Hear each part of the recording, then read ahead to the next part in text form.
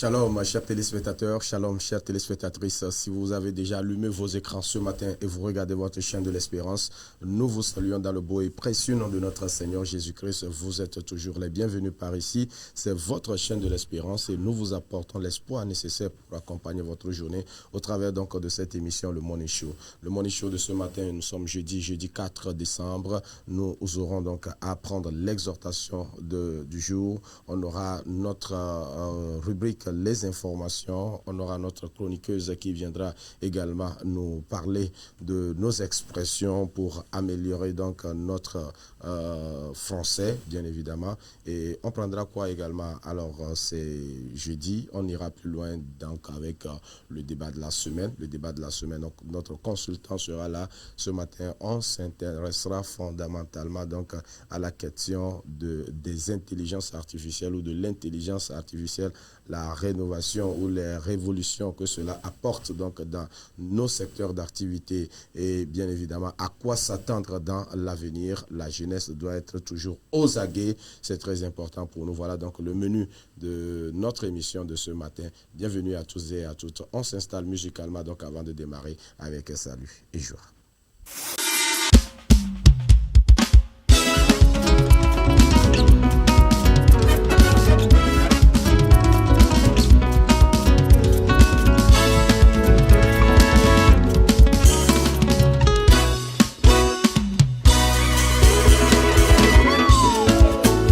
Aïe, aïe.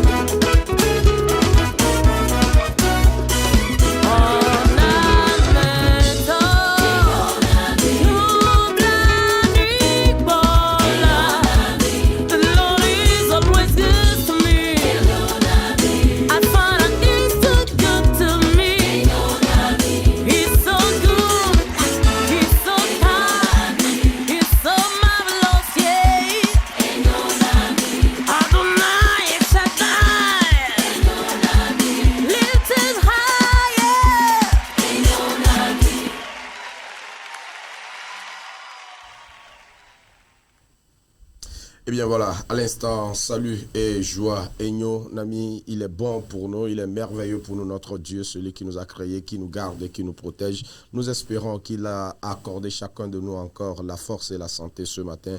Alors si vous êtes déjà debout, sachez que c'est une grâce de l'Éternel et disons-lui merci. Même si la santé à un moment donné nous a lâchés, n'ayez pas peur, le Seigneur est au contrôle. Ne craignez rien, implorons-le seulement. Dans toute situation que nous traversons, nous vivons, il est là pour nous. Allez, ce matin, notre pasteur exhortant est encore en studio avec nous.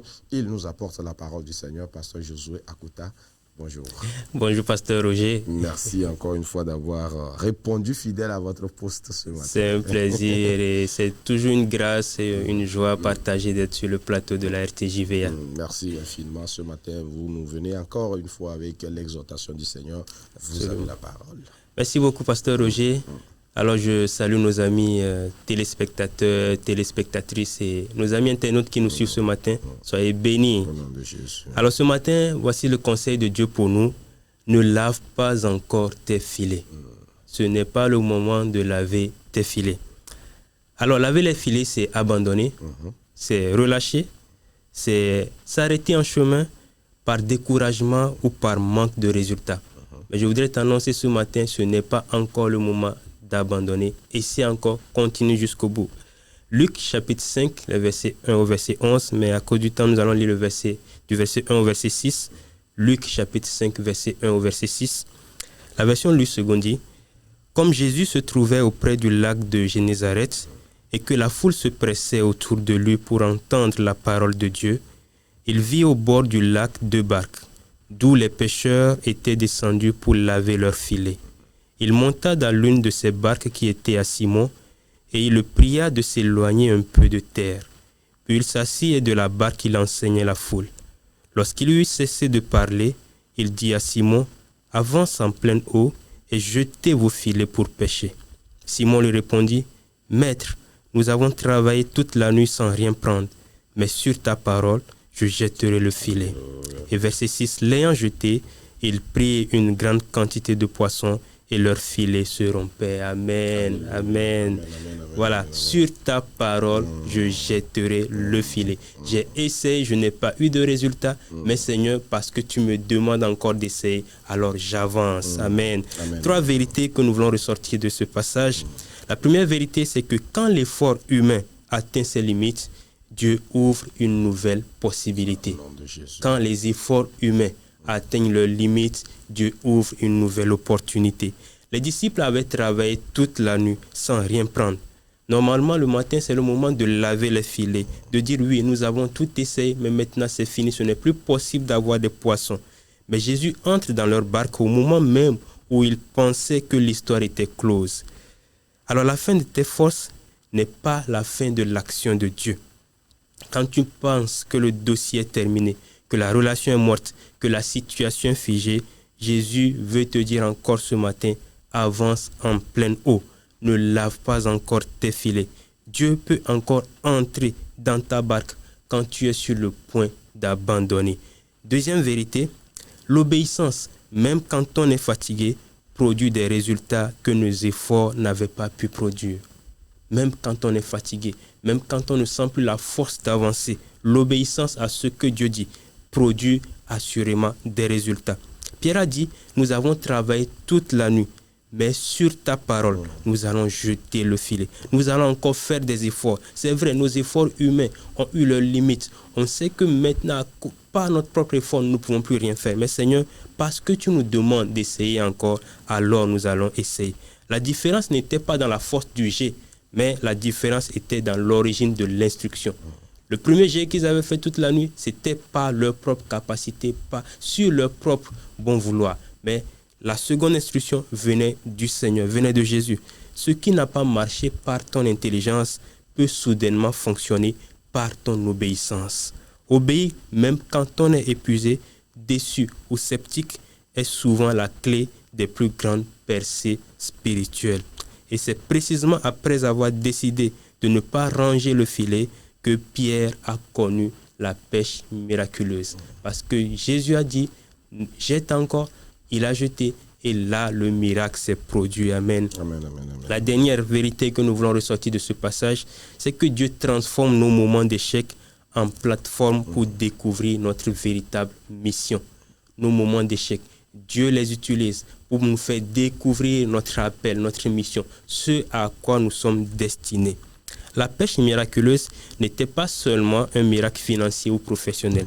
C'était la scène préparée par Dieu pour montrer à Pierre et à ses amis leur mission. Et nous voyons, après cette pêche miraculeuse, Jésus a dit à Pierre, maintenant je ferai de toi un pêcheur d'hommes. C'était en fait l'objectif que Dieu voulait atteindre par cette pêche miraculeuse. Ce n'était pas simplement le miracle, mais c'était pour dire à Pierre, voici ce à quoi tu es destiné. Donc, alors que tu penses maintenant abandonner, frères et sœurs, je voudrais te dire que parce que tu vas encore prendre du courage ce matin et avancer sur ce chemin que tu as entamé depuis le début de l'année sans résultat, parce que tu vas dire, Seigneur, je te fais confiance, parce que tu m'as dit d'avancer, parce que tu m'as donné une promesse. Et nous savons, la parole de Dieu dit, quand la promesse tarde, avance encore. Continue parce qu'elle s'accomplira. Elle s'accomplira certainement au moment que Dieu a choisi. Au temps de Dieu, la promesse aura son accomplissement. Bien-aimé, ne lave pas tes filets trop vite. Dieu peut encore utiliser ce qui n'a pas marché hier pour te révéler son plan merveilleux pour ta vie. Amen. Amen, amen, amen, amen, amen. Que nous sommes encore bénis ce matin. Amen. Nous sommes richement bénis ce matin par cette exhortation. Bien-aimés dans le Seigneur, oui, nous sommes sang et chair. Il arrive des moments où nous sommes affaiblis. Il arrive des moments où nous pensons être abandonnés parce que on dirait même que toute la vie se retourne contre nous. Oui. Toute la vie se retourne contre nous. Alors nous bénissons le nom de l'Éternel pour la vie de son serviteur ce matin qui nous apporte ces paroles encourageantes, ces paroles qui nous fortifient ce matin. Nous le disons et nous le dirons encore. Nous sommes dans le dernier mois, le mois de décembre. Certainement que depuis le début de l'année, il y a des choses que nous demandons à l'Éternel. Il y a des supplications, il y a des requêtes, il y a beaucoup de choses que nous demandons à l'Éternel. Certainement qu'il y a des choses qui sont accomplies. Certainement qu'il y a d'autres qui ne sont pas encore accomplies. Mais une chose est certaine, l'Éternel a la réponse à tout ce que nous lui demandons. Alors, s'il ne l'a pas encore fait, cela ne voudrait pas dire qu'il ne peut pas le faire. Il ne peut pas le faire. Alors, il faut l'espérer dans toutes les situations de détresse. Espère encore en l'Éternel.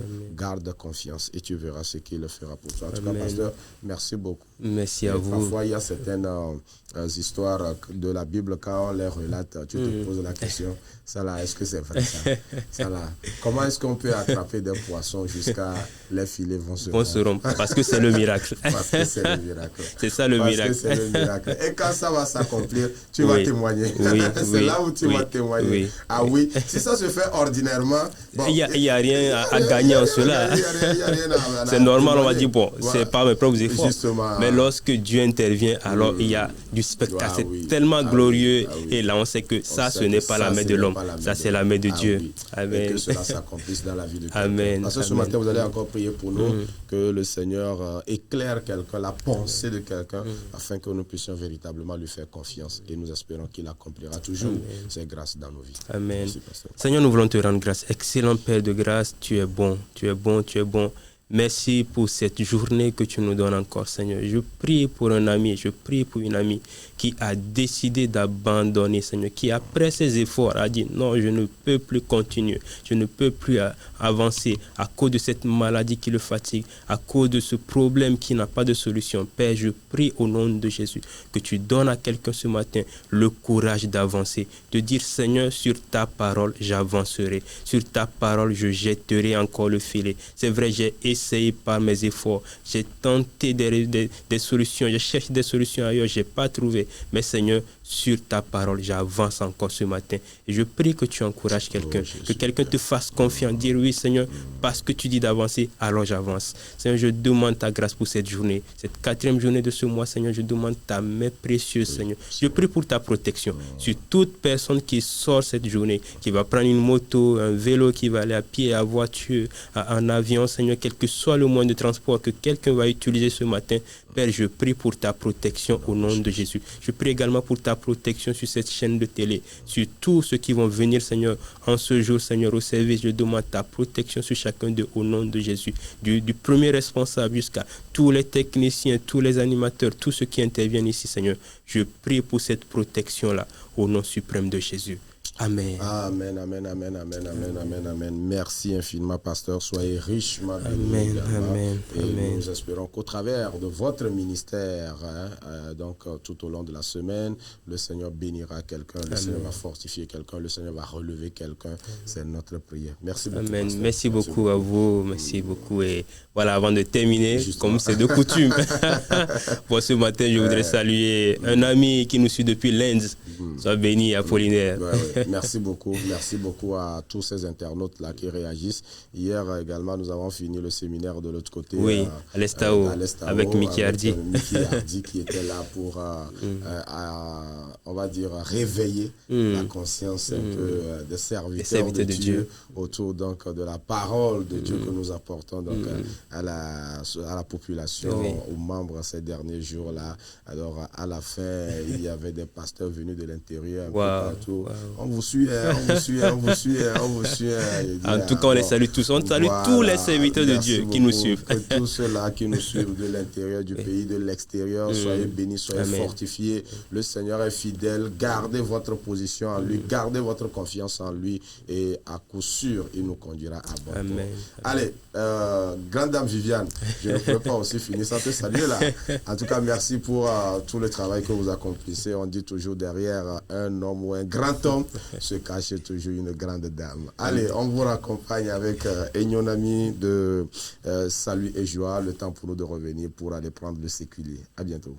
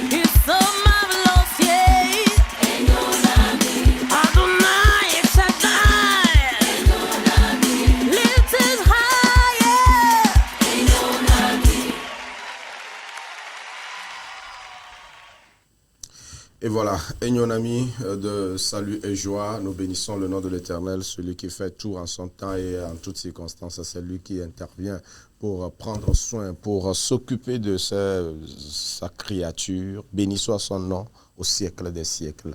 Allez, nous partons maintenant pour aller prendre les informations telles que traitées et relayées par les journalistes, juste derrière le jingle Actu Info.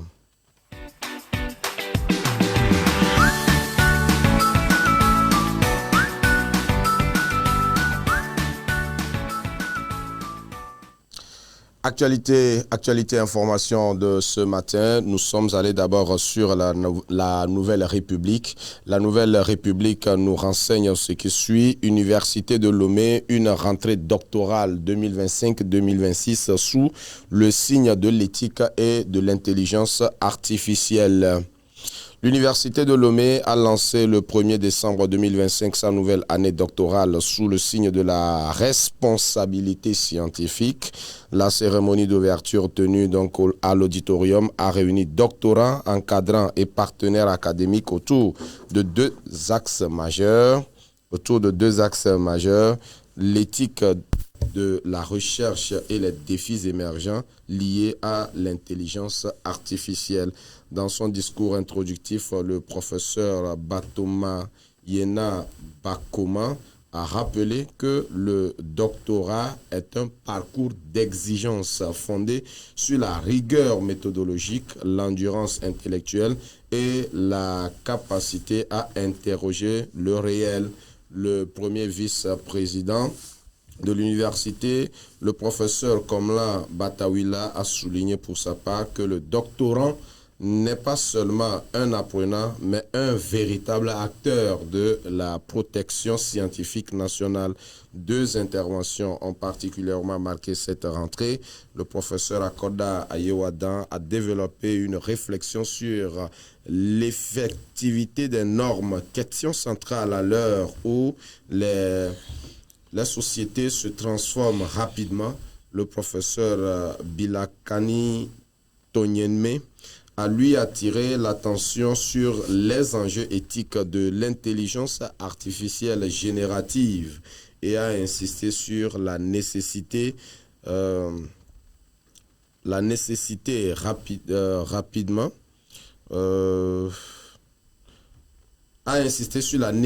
d'établir un cadre d'utilisation clair et responsable au sein de l'Université de Lomé. Les échanges amorcés se poursuivront dans le cadre des doctorales, ces espaces de formation et de partage qui permettent aux doctorants de renforcer leur démarche scientifique et de structurer leur recherche. Avec cette rentrée doctorale, l'Université de Lomé réaffirme son ambition, former des chercheurs capables de conjuguer excellence académique, intégrité scientifique et compréhension lucide des transformations technologiques contemporaines. Nous allons maintenant voir, on va sur Republic of Togo. Republic of Togo nous parle de la santé ce matin. L'Afrique de l'Ouest prépare sa nouvelle stratégie anti-épidémique. Les décideurs ouest-africains du secteur de la santé se sont réunis donc depuis hier mardi à Lomé pour depuis avant-hier, juste jeudi, pour une rencontre régionale consacrée à l'évaluation des systèmes de surveillance des menaces épidémiques. Des représentants de 11 pays d'Afrique de l'Ouest doivent passer en revue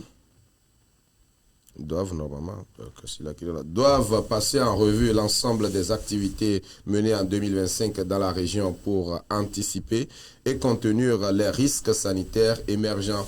La rencontre est organisée par l'Institut Pasteur de Dakar en collaboration avec l'Organisation ouest-africaine de la santé. La région est régulièrement confrontée à des flambées épidémiques. Cette rencontre vise donc à renforcer les mécanismes de détection précoce et les réponses nationales et régionales. Elle permettra également de mettre à jour la stratégie de riposte du bloc ouest-africain afin d'améliorer la coordination, la circulation des données scientifiques et l'efficacité des interventions. Lancé donc en 2023, le programme de surveillance syndromique a pour objectif de renforcer la résilience sanitaire des États face à des crises de plus en plus récurrentes. On termine notre Actu Info ce matin pour aller voir ce que Savoir News nous dit ce matin. Savoir News, lui, le site s'intéresse au sport. Au sport, CAN 2025, les sélectionneurs africains en colère contre la libération tardive de leurs joueurs. La décision de la FIFA de reporter d'une semaine la date de libération des joueurs pour la Coupe d'Afrique. Rappelons-le, la Coupe d'Afrique démarre dans quelques semaines. Ça sera donc à partir du 21, à partir du 21 décembre, au 18 janvier. Donc, la décision de la FIFA de reporter d'une semaine la date de libération des joueurs pour la Coupe d'Afrique a mis en colère des sélectionneurs africains face à ce qu'ils considèrent être un manque de respect. La Fédération internationale a annoncé mercredi que les clubs auront désormais jusqu'au 15 décembre et non plus le 8 avant de libérer les joueurs participant à la CAN au Maroc. Une décision présentée comme le fruit de consultations fructueuses qui permettra de réduire les répercussions pour les différentes parties. La FIFA encourage aussi les participants à la CAN 2025 et les clubs libérant des joueurs à engager des discussions bilatérales de bonne foi afin de trouver des solutions individuelles appropriées. L'instance se dit même prête à effectuer une médiation en cas de litige. C'est catastrophique, réagit auprès de l'AFP le sélectionneur du Mali, Tom Saintfiet, après cette annonce. En Europe, tout le monde pense que le football africain n'est pas important. C'est un manque de respect. Je suis très en colère, ajoute le technicien belge. Dans ces conditions, on ne peut pas préparer l'équipe. On ne peut pas jouer de matchs amicaux. Nous devons annuler ce que nous avions prévu contre le Botswana et la Tanzanie. Je n'ai plus de joueurs. Peste, Tom Saintfiet. Alors, le site a listé les réactions, plusieurs réactions de différents entraîneurs. On prend une dernière réaction. Pour Claude Leroy, qui a disputé 9 CAN avec différentes équipes, cette décision est une honte. Encore une fois, le président de la FIFA, Gianni Infantino, fait semblant d'être ami de l'Afrique en n'ayant pas la moindre parcelle d'estime pour ce continent. C'est un problème quasiment géopolitique, poursuit Leroy, qui a remporté la CAN 88 avec le Cameroun. On n'arrête pas d'entendre des grands discours sur le besoin d'aider le Sud, mais dans les moments où on pourrait l'aider, on l'agresse, on le torpille, on le ridiculise. Voilà un peu ce que le site Savoir News nous renseigne.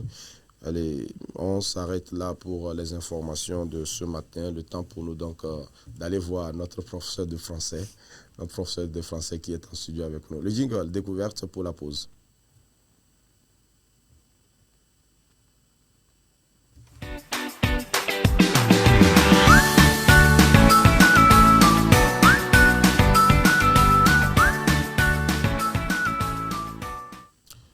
Blanche, bonjour. Bonjour pasteur, bonjour à tous nos amis téléspectateurs. Voilà, comment vous allez? Je vais bien par la grâce de Dieu, ça va. Ça va, oui, ça peut aller. Ça peut aller. Dieu soit loué. Ce matin, on est encore là. On est encore là pour apprendre, Voilà. des expressions françaises, pour apprendre un nouveau mot, bien pour réviser des expressions aussi, parce qu'il y a d'autres personnes qui connaissaient déjà. Aujourd'hui, il y a d'autres personnes qui découvrent. Et ensemble, nous allons enrichir notre vocabulaire. Voilà, enrichir notre vocabulaire, améliorer notre lexique et tout ça, ça va. C'est très important pour nous dès lors que c'est une langue que nous manions, nous manipulons. Elle n'est pas pour nous, même si elle était pour nous. Même nos langues sont à apprendre. Même nos langues sont à apprendre. Ouais. Allez, on y va ce matin, on va parler de quoi?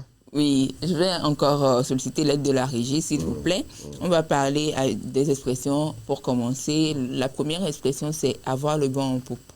Oui, avoir le vent en poupe pour dire, merci, pour dire être dans une période favorable, être dans une période pleine de succès. Dans cette période-là, tout va bien, c'est de toi on parle, c'est toi qui règne, on dirait. Donc là, on dit que tu as le vent en poupe. Oui.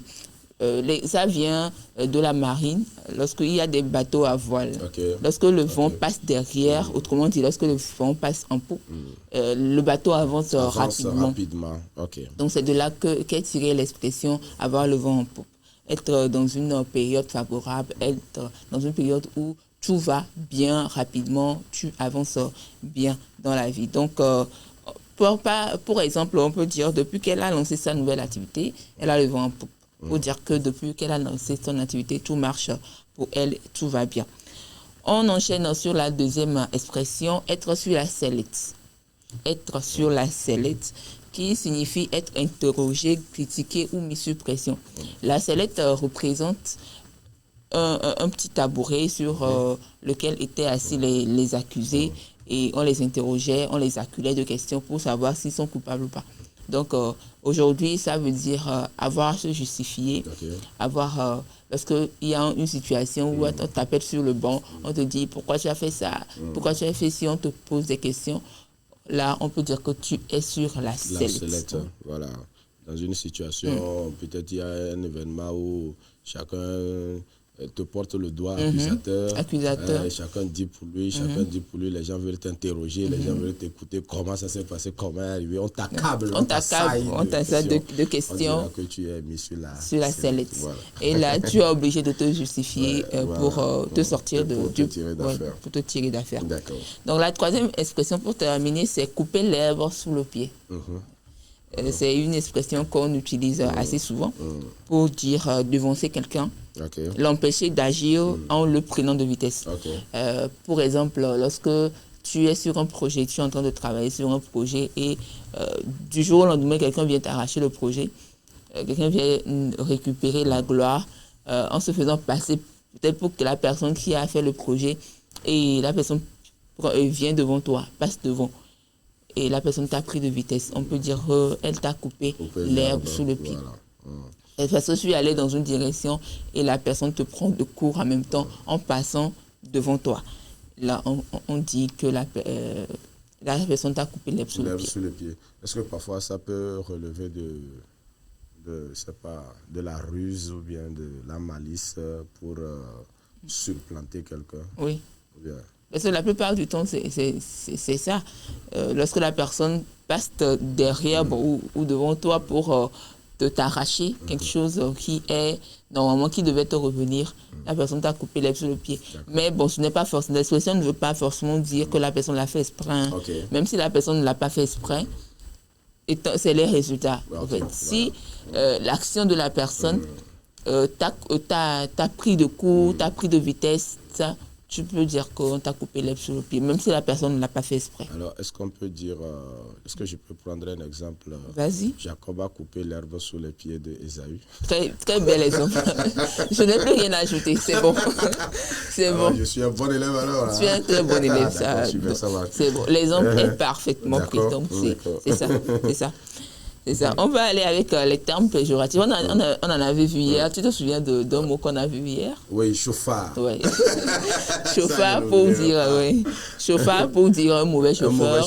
On a vu aussi un médicastre. Un médicastre. Pour dire un médecin ignorant, médiocre, qui ne connaît pas bien son boulot. On a parlé aussi d'un navet qui était un mauvais film. Voilà. Non, tu as retenu, c'est bon. J'espère que vous aussi vous retenez très bien à la maison. Donc, on va aller avec les termes péjoratifs qu'on apprend ce matin. Pour dire, avec l'aide de la régie, si je peux avoir l'image à l'écran, pour dire une nourriture médiocre, on dit une mangeaille. Une mangeaille. Une nourriture, lorsque tu veux manger et la nourriture n'est pas vraiment bonne, n'a pas de goût, tu dis, au lieu de dire que j'ai mangé un mauvais plat, tu peux dire j'ai mangé une mangeaille.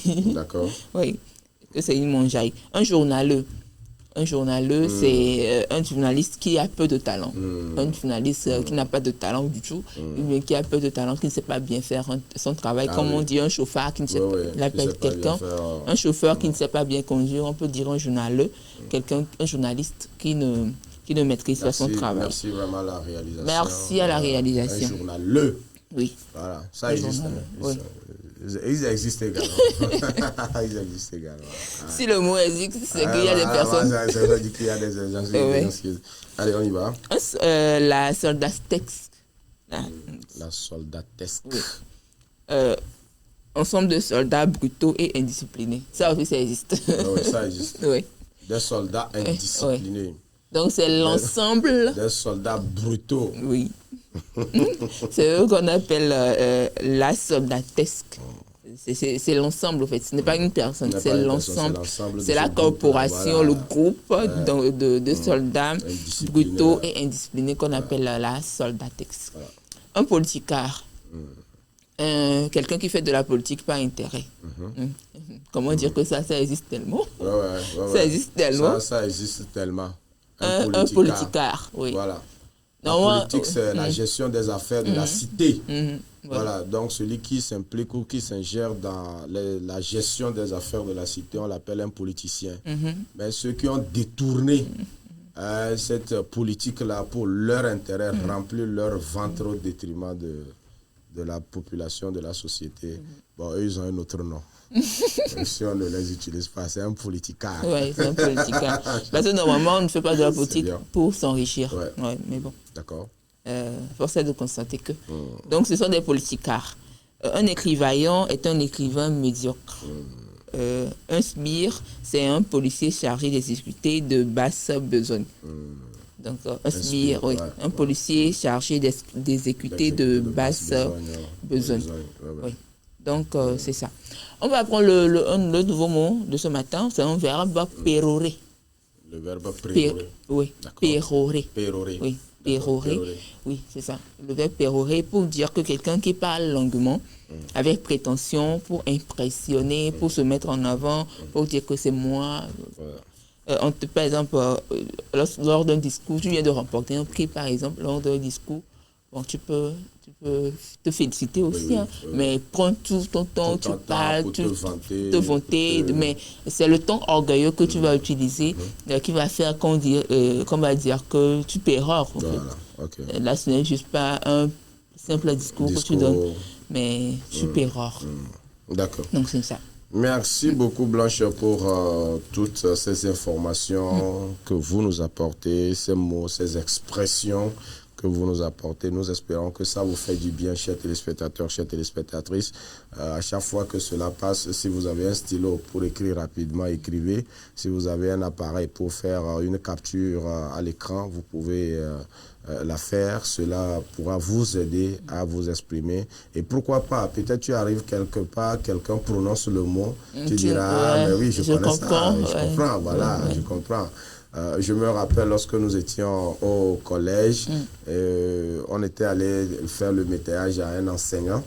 Et lorsque l'enseignant est arrivé, il nous a regardé, il a regardé le travail. Il dit, mais jeune, vous avez fait un travail impeccable.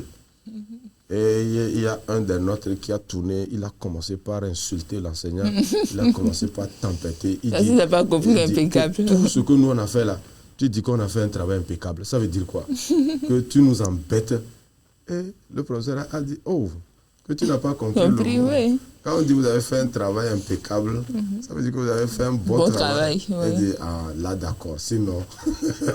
Oui, parce que il y a cette expression, si tu ne connais pas, c'est compliqué de comprendre les phrases lorsque les autres parlent. Donc, tu n'as pas forcément pu l'utiliser, parce qu'il y a des personnes qui aiment parler simplement. Oui, bien évidemment, ce n'est pas forcément que vous puissiez l'utiliser, mais dans votre simplicité, vous pouvez communiquer. Mais alors, si vous rencontrez quelqu'un qui est dans ce registre soutenu là, qu'est-ce que vous en faites? Vous allez lui dire de ne pas vous parler parce que vous ne comprenez pas. D'accord, donc il faut se préparer pour. C'est notre objectif dans cette émission. Merci beaucoup Blanche. Merci et bonne journée. Bonne journée à tout le monde. On se retrouve la semaine prochaine pour une nouvelle aventure. Nous prions d'ici jusque-là que le Seigneur nous garde en santé. Allez, on va te raccompagner avec notre chantre Blessing et c'est le temps pour nous de recevoir notre invité en studio.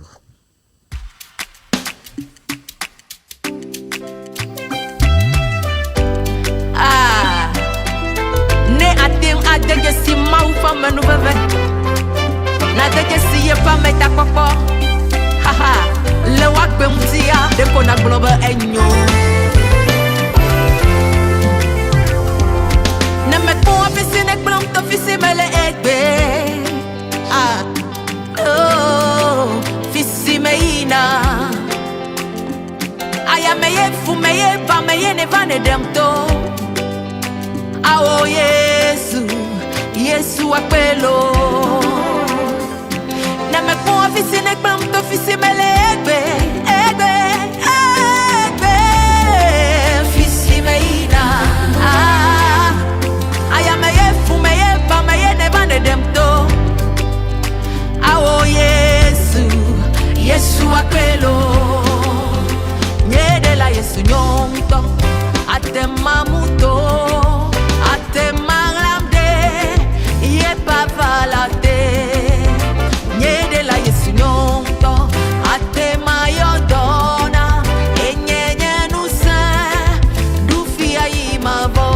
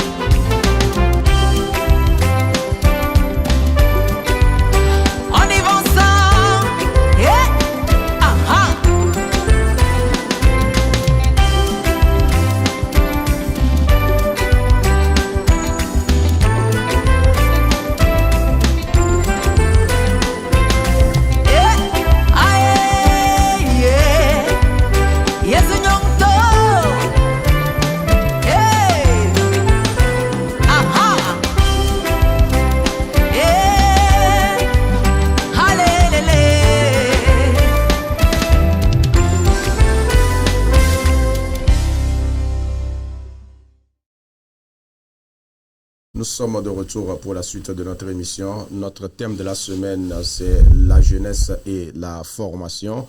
Et ce matin, fondamentalement, nous nous intéressons à la révolution qu'apporte l'intelligence artificielle. Nous le savons, aujourd'hui, la révolution technologique a atteint, je ne sais pas si c'est son paroxysme, où il y a encore d'autres dimensions à venir dans les jours, dans le futur. Mais pour l'instant, ce que nous vivons, c'est l'intelligence artificielle et toutes les innovations que cela apporte. Quel impact réel sur la formation, comment se réorienter, comment se repositionner. On en parle dans cette émission avec notre consultant formateur qui est là, Henri Adjoglé. Bonjour.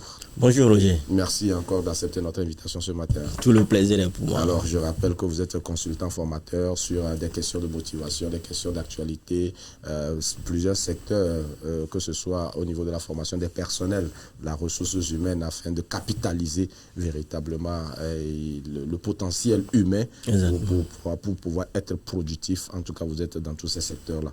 Beaucoup de courage. Merci beaucoup.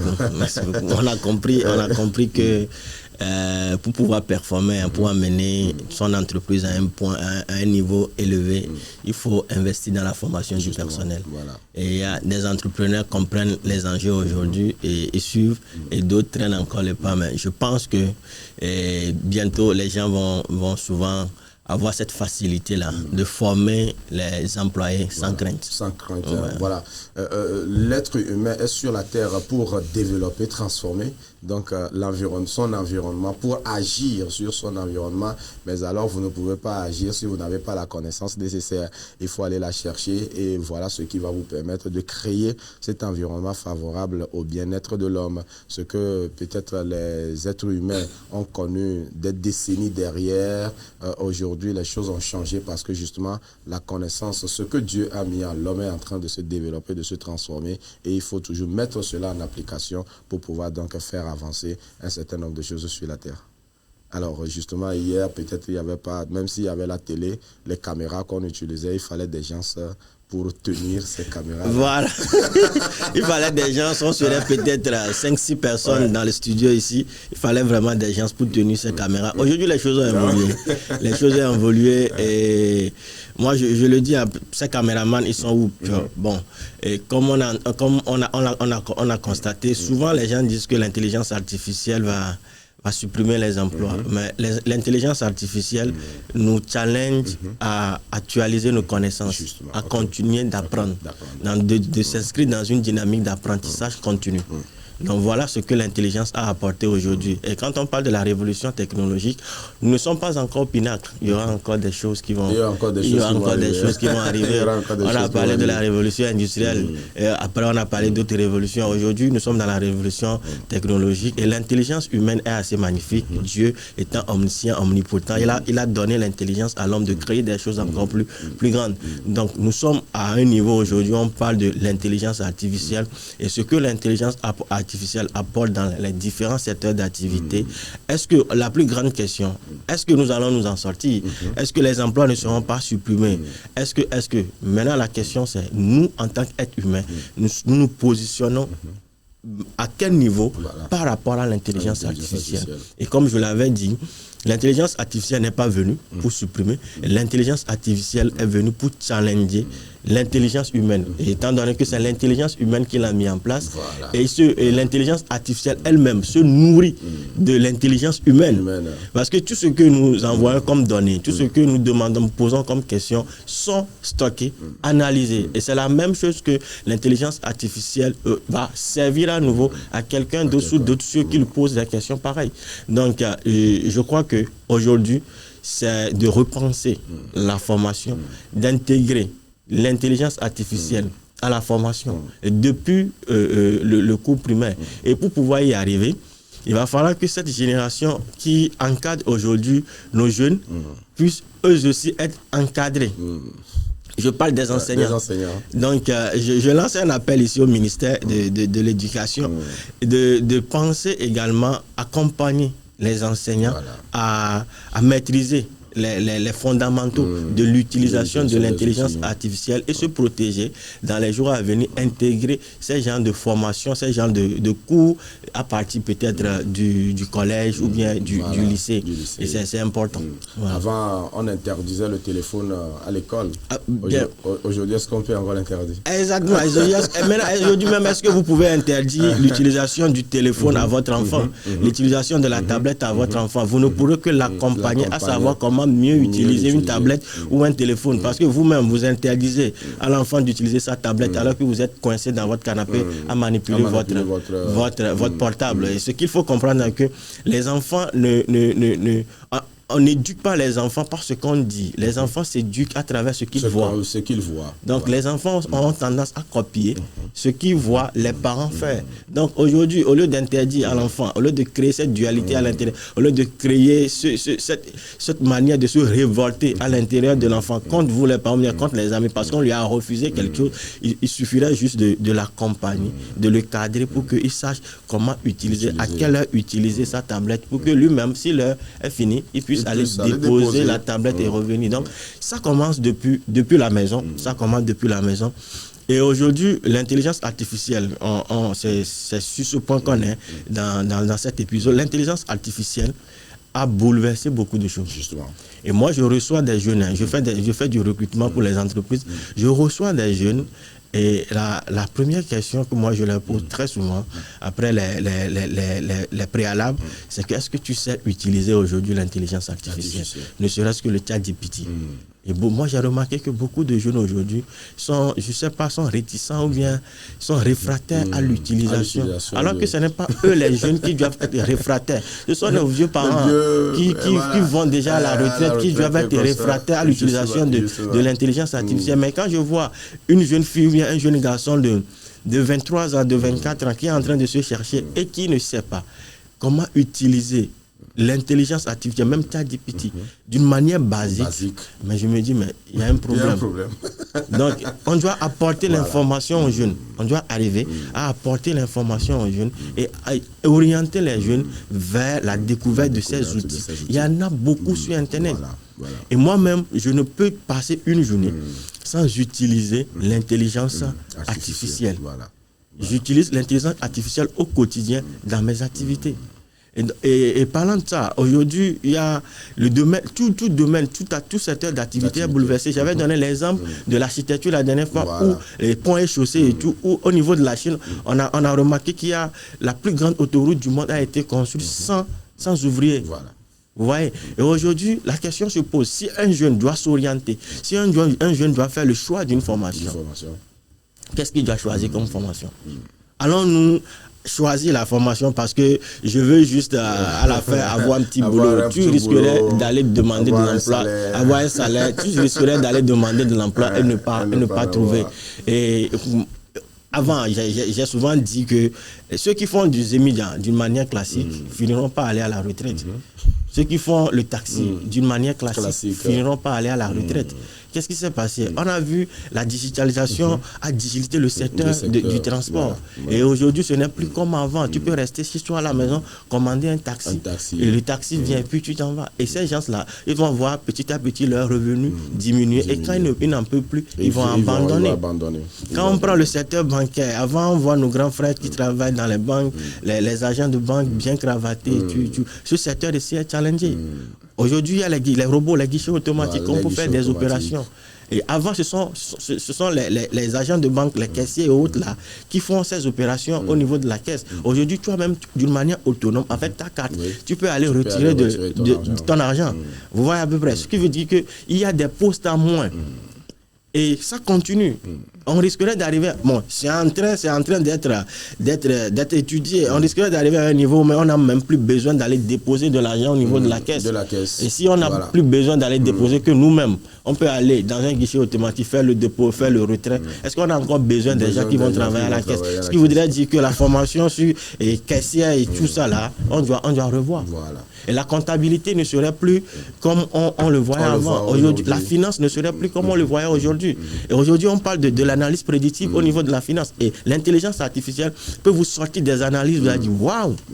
Au lieu de lutter contre l'utilisation de l'intelligence artificielle, cela doit nous mettre dans une posture proactive. Voilà. Dans une posture proactive. Ce qui va se passer, c'est de se poser la question. Vu les challenges de l'heure, vu les changements à ce jour, quels seront les changements qui peuvent arriver dans les 5 années à venir, et faire son choix de sa formation en conséquence. Maintenant, si j'ai l'impression que j'ai manqué, j'ai fait une formation aujourd'hui même qui n'est pas sur le marché, pose-toi la question. Et posons la question, qu'est-ce que je peux faire aujourd'hui avec l'intelligence artificielle? Et quelles sont mes capacités de base? Quelles sont mes compétences de base? Pose-toi la question et oriente-toi. Et la pire chose qui puisse nous arriver, je vais encore le répéter, c'est de refuser d'apprendre. Donc, l'intelligence artificielle elle-même apprend. Voilà. Chaque jour, avec des multiples données qu'on lui envoie chaque jour, continue d'apprendre. Et nous, êtres humains, qui avons mis ça en place, nous allons dire que je suis trop fatigué, je ne vais plus apprendre. Là, vous avez signé votre arrêt votre compétitivité sur le marché. Les gens seront plus compétitifs, plus que vous. Donc, l'intelligence artificielle doit être notre allié et n'est pas venue pour nous couper, pour nous substituer. Voilà. Et voilà, on va s'arrêter là. Okay. On va s'arrêter là. Okay. On a encore demain. Oui. On a encore demain vendredi pour terminer avec cette question de la jeunesse et de la formation. J'ai vraiment aimé votre développement de ce matin. Il faut être proactif. Il faut être prêt à apprendre et à réapprendre. Il faut être prêt à s'adapter. Alors, l'appel est lancé à la jeunesse. Vous devez savoir que l'avenir nous attend. Et s'il faut réellement, à un moment donné de notre vie, dans les jours à venir, se positionner dans une certaine mesure donnée, ça doit commencer aujourd'hui. Sachez que l'intelligence artificielle ne va pas disparaître. Ça va toujours continuer par donc se perfectionner, s'améliorer. Et nous devons apprendre à nous adapter, à nous intégrer donc dans cette révolution, et c'est ce qui va nous permettre d'être d'actualité. Sinon, on risque d'être dépassé. Voilà, on continue d'apprendre, sinon on risque d'être dépassé. Donc, j'invite tous les jeunes à vraiment s'intéresser à l'actualité, à l'information, ce qui concerne l'intelligence artificielle, comment utiliser l'intelligence artificielle au quotidien, c'est important. Il y en a plusieurs. Moi-même, j'ai même vu un visuel hier sur Internet qui fait la classification des intelligences artificielles à utiliser par secteur d'activité. J'ai téléchargé, je suis en train d'y travailler. Voilà. Donc, tous les jeunes, initiez-vous à la chose et perfectionnez-vous. Merci, on se retrouve demain donc pour la dernière marche de la semaine. En tout cas, c'est un sujet intéressant. Nous reviendrons toujours sur certains aspects, certains paliers de la chose pour expliquer un certain nombre de choses. On espère pour pouvoir avoir même des experts dans la matière pour venir nous enseigner, pourquoi pas, certaines notions pratiques de l'utilisation de l'intelligence artificielle, et cela pourra nous aider. Nestor Azeglo et Enoch Simfelona ce matin, ce sont eux qui ont conduit cette émission. Vous pouvez retrouver cette émission en ligne. Merci à nos internautes également qui ne cessent de nous suivre. Merci infiniment à toute l'équipe qui accompagne. Merci aux responsables de la télé. Bonne suite de journée chez vous et bonne suite de programme chez nous.